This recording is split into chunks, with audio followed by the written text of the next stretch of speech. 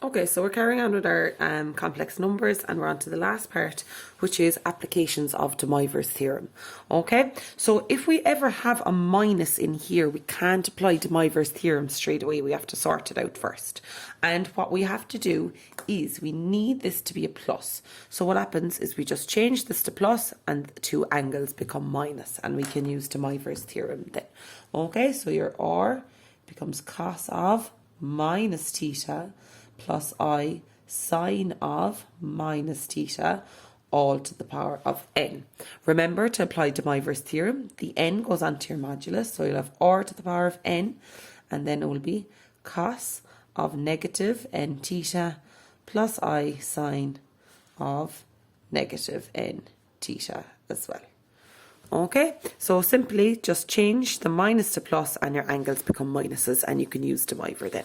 Okay, let's take a look at an example of one of these. Okay, so simplify the cos of pi over 3 minus in the middle here, so watch out for it, minus I sine pi over 3 all to the 6.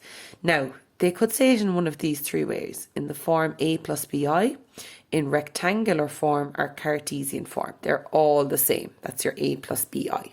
Okay, so let's remember, what do we have to do? First, I need a plus in the middle, and I need to make my two angles minus. So it's going to be the cos of minus pi over 3 plus I sine minus pi over 3, all to the 6. Now we can apply De Moivres theorem. Remember, well, I don't have any modulus here, so I can't put it onto anything. So it just goes multiplying into my two angles. So it's cos minus 6 pi over 3 plus I sine minus 6 pi over 3. Simplify that a little bit. Okay, so that will become the cos of minus 2 pi plus I sine minus 2 pi. Then I'm in radian mode, and I'm saying the cos of minus 2 pi is 1, and the sine of minus 2 pi is a 0. So that is 1 plus 0 pi. Okay, the next thing I want to have a look at there is the nth root of a complex number. Okay, and I just want to go back to your algebra there just to do a small bit of a quick revision on it. Okay, if I said to you x squared is 25, now to solve it you'd probably all say the square root of 25, and you'd be correct. Okay, but there's another, just a small thing I want to bring into it. That's the same as 25 to the power of a half, which is 5. Okay, so if it's squared here, same as a half over here. If it's cubed, what fraction do you think it will become on the other side? Well, if 2 went to a half, 3 will go to 1/3, and that will give me my 4. You can check those on your calculator. And the last one, if it's to the power of 4 here, that'll be the same as 81 to the power of what? A quarter. Okay, so we're going to be using that in the next section here. So I'm looking at general polar form. All right, so it's very similar to what we have and to our polar form. So I have my r cos theta plus I sine theta. What am I adding on to each angle? I'm adding 2 pi n, 2 pi n. Okay, so I'm adding 2 pi n to each of those. This is for my general polar form, and it's for finding the nth root of a complex number. What do I have to do? These are my steps. So write it in polar form, then general polar form.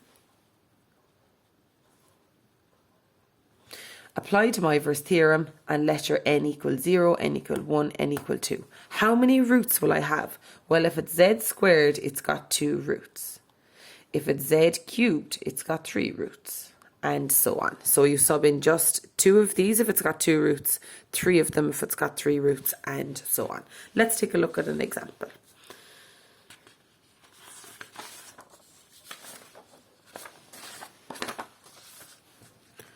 Okay, so solve z to the 3 is equal to 8i. Okay, so we can rewrite this anyway.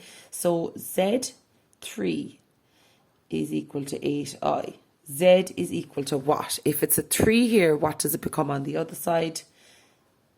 The power of 1/3. And that's so we can use De Moivres theorem later on. Okay, so what are my steps? My steps were polar form, general polar form, De Moivre, n equals 0, n equals 1. How many will I do here? Well, 3. and n is equal to 2. So that's 1, 2, my 3 roots. Okay, so that'll be my 3 roots there. Okay, so let's start away. The first thing I need to do it is in polar form. So I do my sketch. So you go out to 0, because it's 0 plus 8i. Out to 0 and up to 8i. So out to 0, up to 8i. There it is. The modulus is here. So what is that modulus? That's an easy one. It's my distance from the origin, which is 8. And then the angle is the angle it makes here, which is 90 degrees or pi over 2. Okay, so that's a very straightforward one. Let's write it in polar form. So it's r cos theta plus I sine theta. Okay, so r is 8, so that's 8, and the cos of pi over 2 plus I sine the pi over 2. So that is my polar form done. Next, general polar form. For general polar form, you're adding a plus 2 pi n onto each angle. Okay, you're adding a plus 2 pi n onto each angle. Okay, so let's have a look at it. So it's going to be 8 cos pi over 2 plus 2 pi n I sine pi over 2 plus 2 pi n. Okay, now we can apply De Moivres theorem. So I'm looking for this, all this to the power of a third. So I'm going to put my third up here. Okay, now to apply that, that goes onto the modulus. So it's going to be 8 to the power of 1/3. There it is. And it's going to be, remember, multiplied into the angle.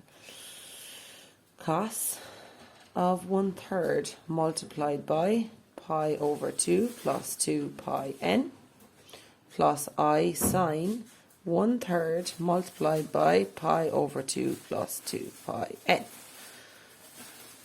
Okay, so a bit of a long sentence, but it's just follow the formula the whole way down. Okay, so 8 to the power of 1/3, if you want, you can do that in your calculator. It's going to be 2. There it is. That's a 2. And then we have just simplified this a little bit, and it's going to be the cos of, will we multiply that in? We will.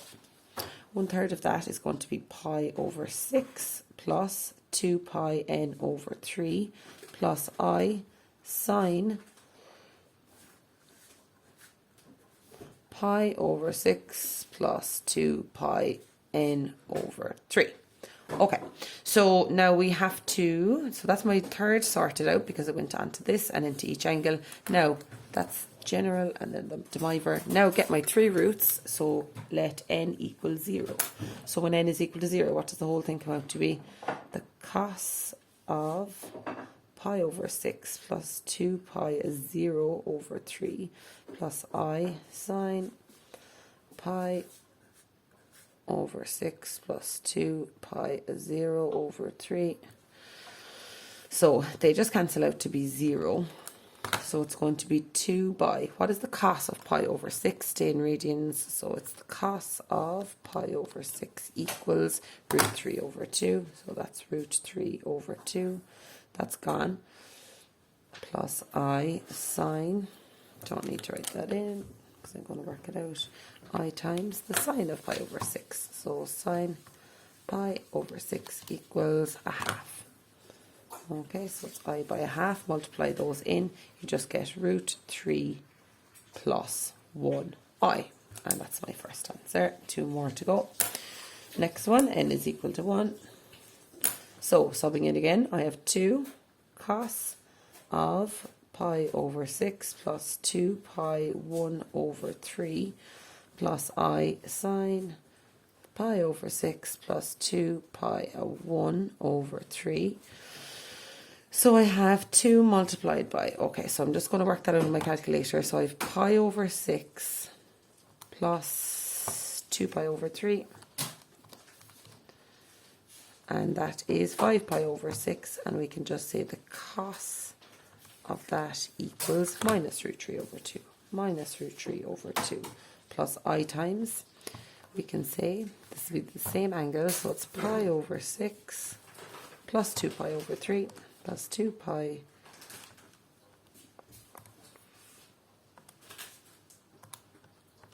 over 3, and I want to get the sign of that is a half. Okay, just multiply those out. So I have minus root 3 plus 1i. That's my second root. One more left. How do I know how many times I have to do it? Because it's z to the 3, so you must do it 3 times. So n is equal to 2.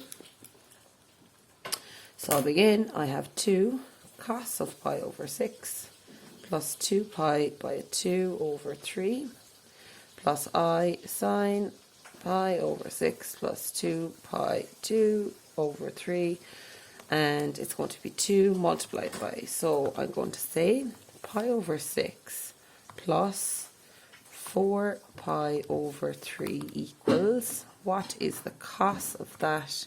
0 plus, and the next one is pi over 6 plus 4 pi, because the 2 by 2 is 4, so it's 4 pi over 3 equals, and the sign, I'm just leaving it on the screen and just saying sign, and it will give you a minus 1i. So 0 minus 1i. Multiply that in, that's 0 minus 2i. Okay, so there are my 3 roots. So cubed roots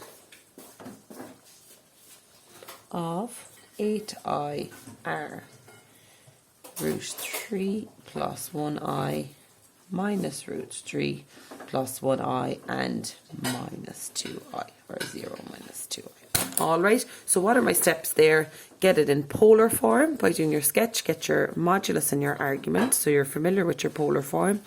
To get it in general form, plus 2 pi n plus 2 pi n. Apply De Moivres theorem, goes on to the modulus, goes on front of the angle. Then get your roots by doing n equals 0, 1 and 2. Okay, thanks lads.